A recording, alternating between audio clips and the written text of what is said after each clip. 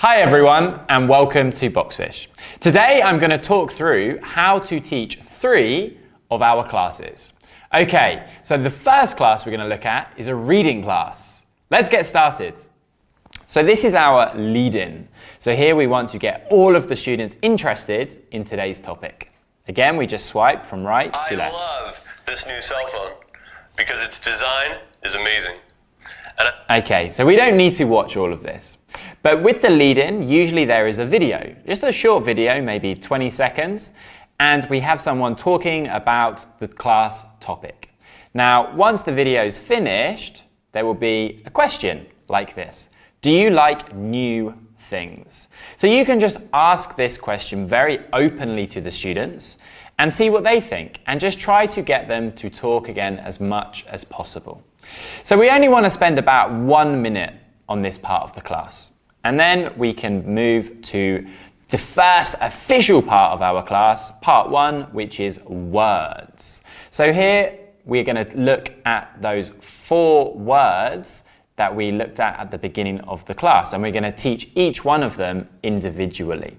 So when you arrive at this first page, the first thing we want to do is look at the question above. So we can read it to our student. For example, we can say, is candy attractive to children? Now what we want the student to do is listen to the question and also look at this picture and then use the image to answer the question. Now they don't have to use the target vocabulary because we haven't actually taught it yet. But if we can elicit an answer from them, then that is perfect. So after we've spoken for a little while about the student's response to this question, we can then click on the A at the bottom right of the screen. Now if we click on this A, we reveal the answer. Now, if you click on the screen above, there will also be a recording of the answer. The sweet candy is an appealing incentive for children. Okay, great. So now you can look at this answer and you can see that the target language is appealing. So this is the word that we want to teach in today's class. So we want to ask the students now, okay, so what does appealing mean? Okay, we want the student to explain in their own words. Now, beyond this answer, we can also do some extra activities. So if we click on the activity button here, we can see that we have some practice exercises. So this is a very simple just spelling exercise. You can see I click here and I click here and then I spell it in the correct way. We also have some other exercises, for example here. This is a speaking exercise. So we just want the student to read this sentence and record it using the microphone. Okay, if we want to return back to the original page, we can just click on the side here and we will go back. Now, 2 other interesting functions you can do on this page. One is if you click on these 4 squares here. So if we click on this, you can see we have some more examples. Now this is particularly useful, especially for higher level students. So if you feel that the student is finding it a little bit too easy, or they already know this word, then we can test them more by giving them some more sentences, by giving them some more pictures to describe in their own words. So you can just see here, we have some more examples that use our target language, appealing. If you click on this button in the bottom right, again, we can have another example. Okay, so we've got another picture, and here we're using the word in a slightly different way. Okay, we want to go back to our original screen. We can press back. Now, one last thing, if we want to get that answer back up again, now what's very useful is if you have a lower level student, so the last thing you want to do is give them more examples, actually they're really struggling to learn this word, then a really useful feature is you just click on the answer and look at that, you have the Chinese translation.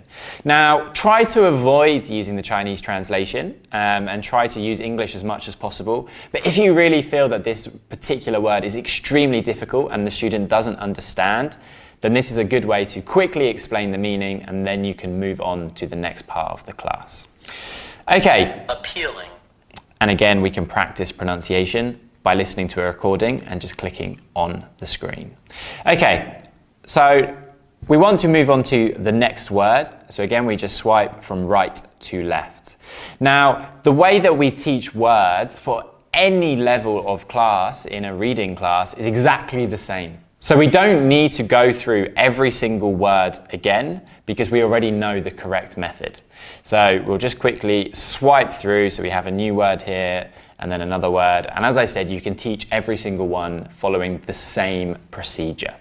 Okay, now let's have a look at the second part of the class. So in a reading class, part 2 is called story.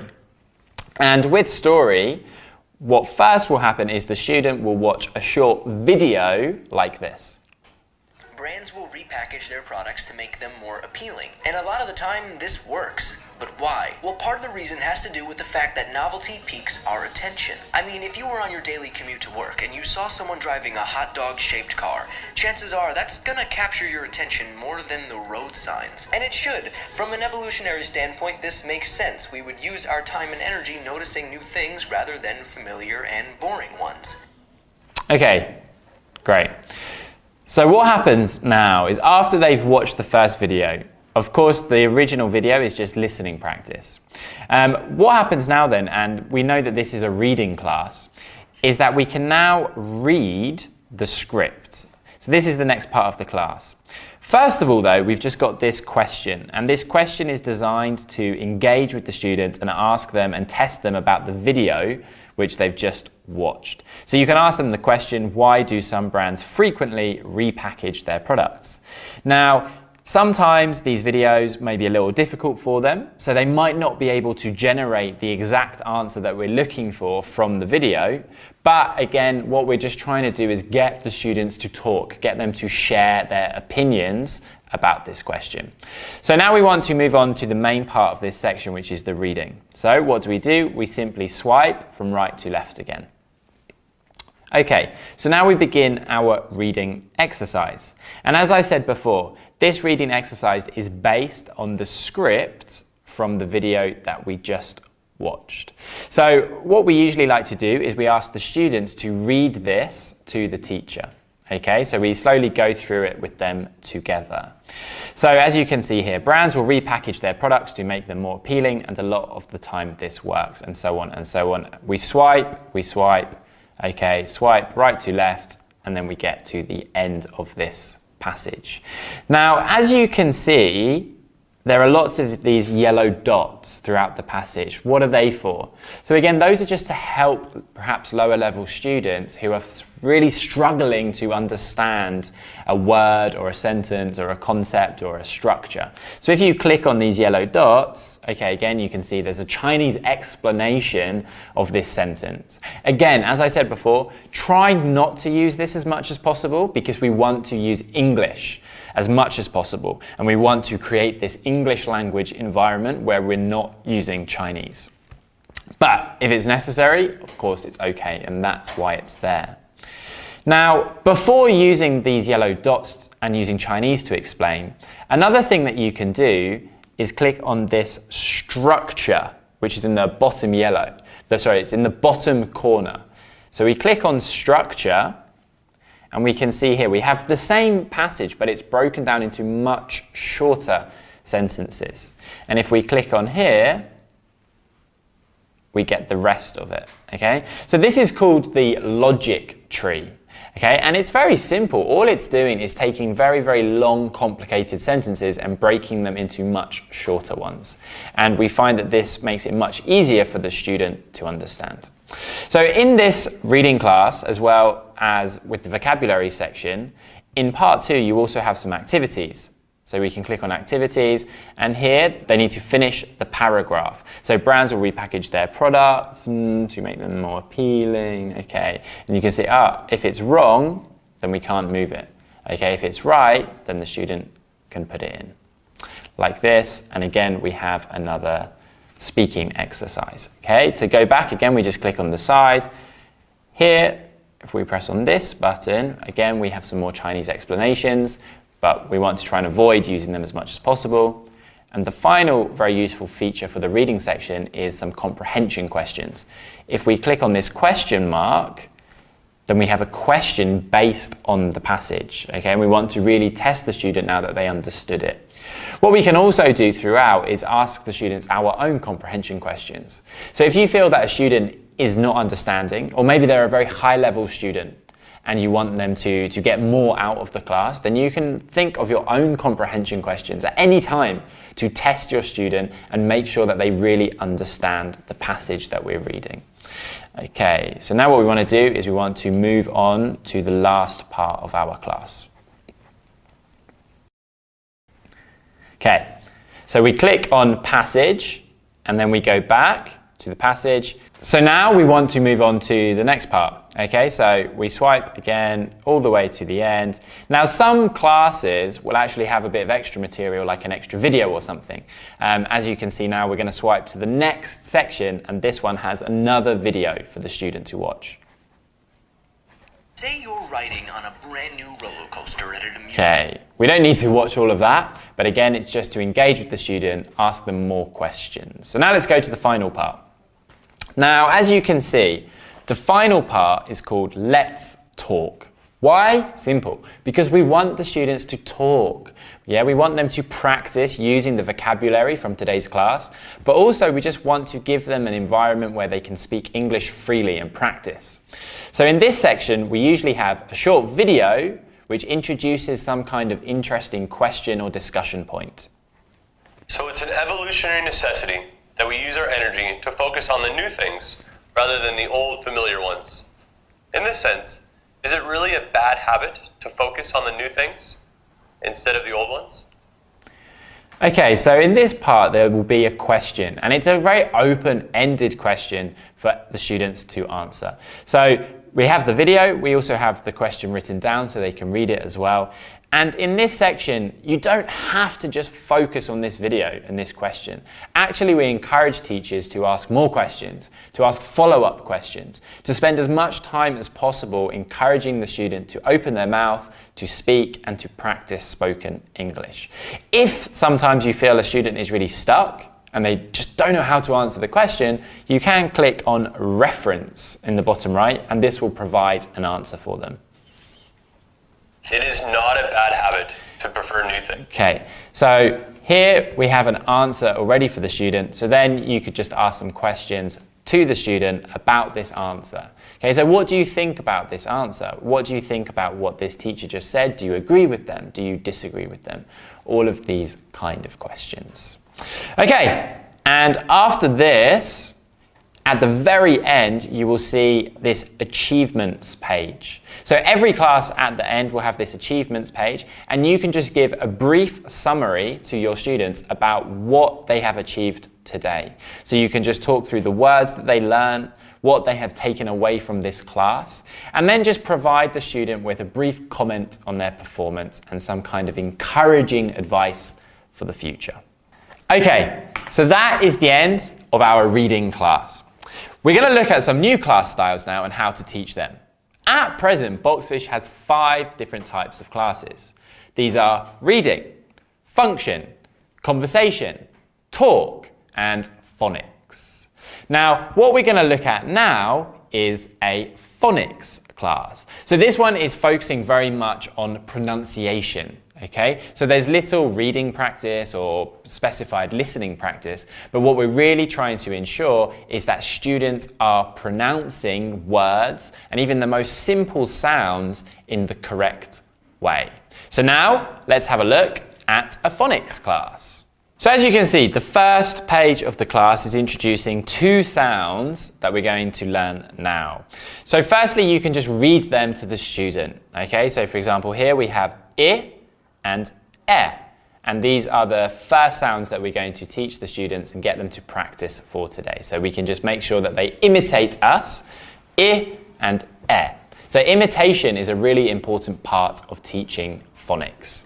So now we can swipe from right to left and we can begin doing some practice exercises. So here we have 2 words. We have sit and set. Now, it's very easy for us as native speakers to distinguish this sound, but for a lot of second language learners, and especially Chinese students, they find it very, very difficult to actually distinguish between the I sound and the E sound. So we want to try and get them to practice as much as possible. Okay? So we want to get them to read it, and then we want to listen carefully to what they actually say and their pronunciation.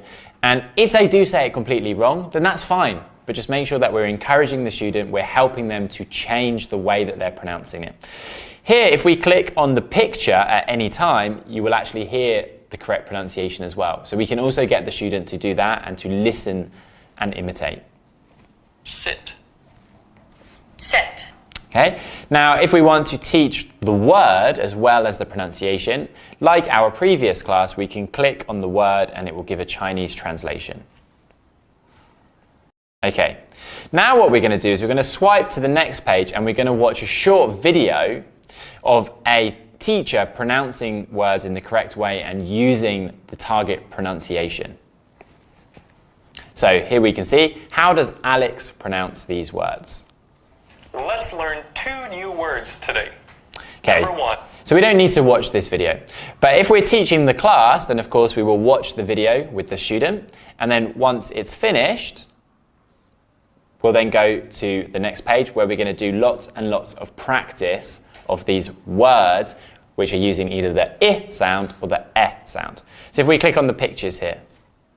So we click on the pictures and then we can begin the practice exercise. So here we have bid and here we have bed.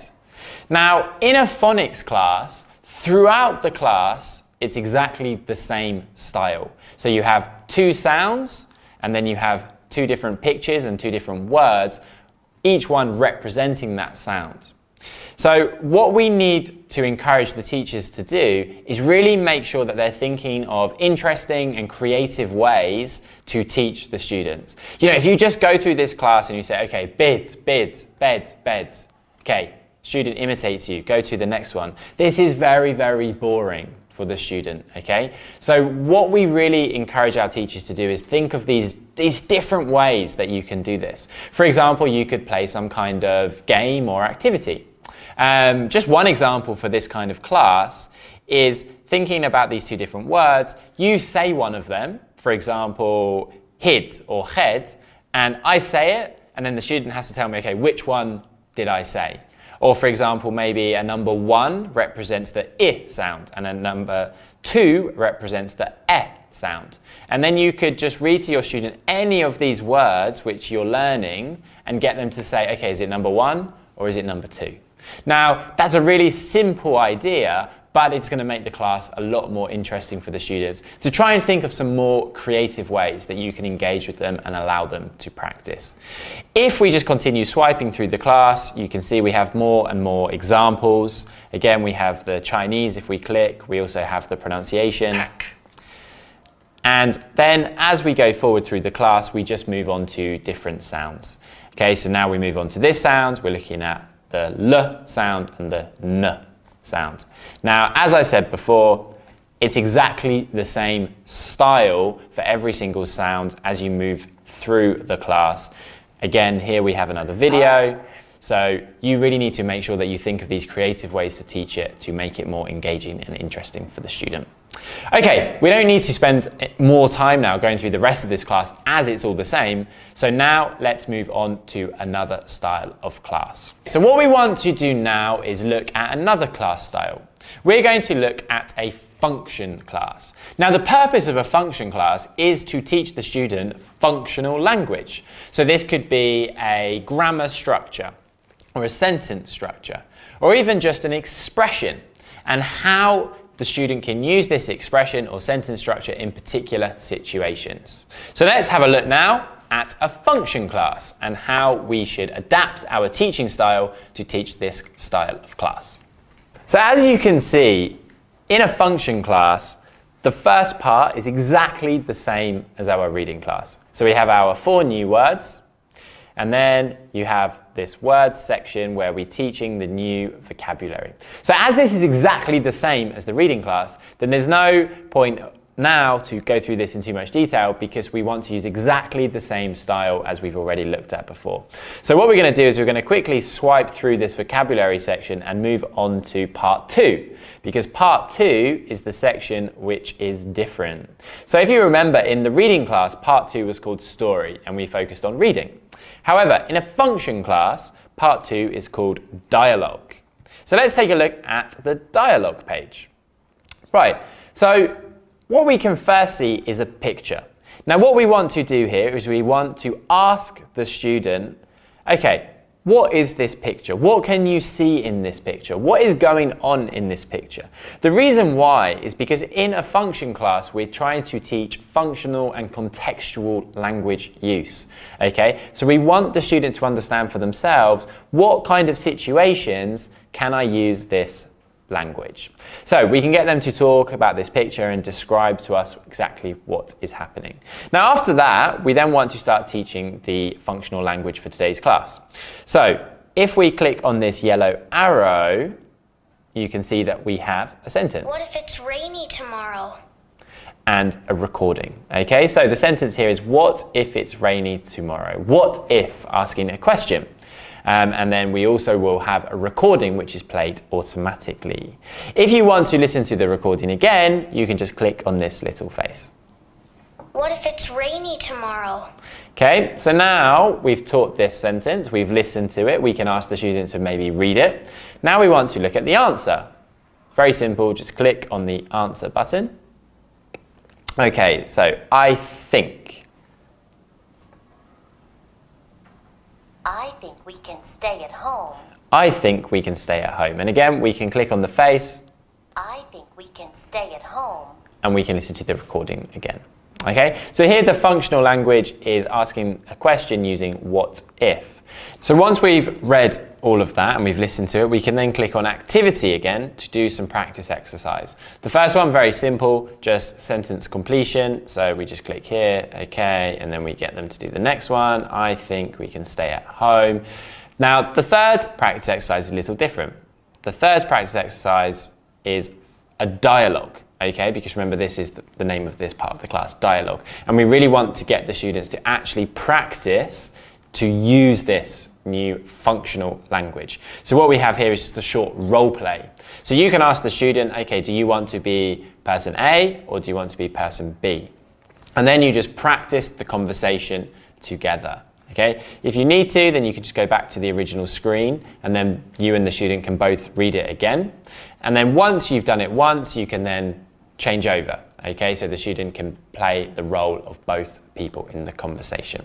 So once you've finished that, what we want to do now is move on to the next slide. Now remember that the functional language we're learning in this part of the class is using what if to ask a question. If we now slide to the next page, we will see there's a short video where there is two people or having a conversation and they actually use what if. What if I never see him again? And the last thing we Okay. did was fight. Hey, your father? Again, we don't need to watch the whole video, but what this is just designed to do is to engage with the student. When they watch videos, they feel much more interested in the topic, in the target language, and they can see how it can be applied in a real conversation.